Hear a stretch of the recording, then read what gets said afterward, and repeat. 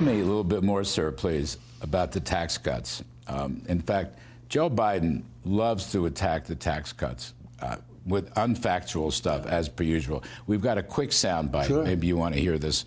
Our plan is a stark contrast to the MAGA Republican plan in Congress, where they're doubling down on the same failed policies of the past that would give special tax breaks to the wealthy, keep the tax breaks that were put in place by the last president. You know, it's kind of a top-down, trickle-down economics that never, ever worked. These are the same guys that passed a $2 trillion tax cut when Trump was president that overwhelmingly benefited the super wealthy and big corporations and didn't pay for 1 cent of it. I'm just raising these points because everyone else interviewing you doesn't want to raise these points. So there he goes again. There's not a single comma of fact in that, but I wanted you to comment on what he's saying. Well, first of all, it's amazing because you watch him, you don't even think he's going to get through the sentence. You know, the stopping and the halting, and there's something going on over there. But this guy is advising us. He's the one negotiating with other countries, and, you know, we're going to end up in a world war.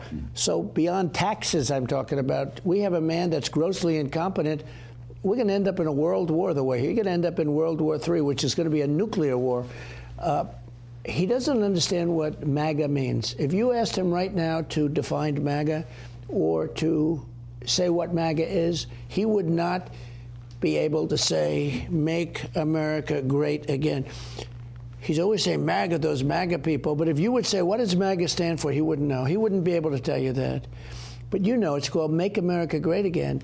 And right now, again, is probably, you have to use it because we don't have a great country. We have a country that's a laughingstock all over the world. We have a president who can't properly represent us.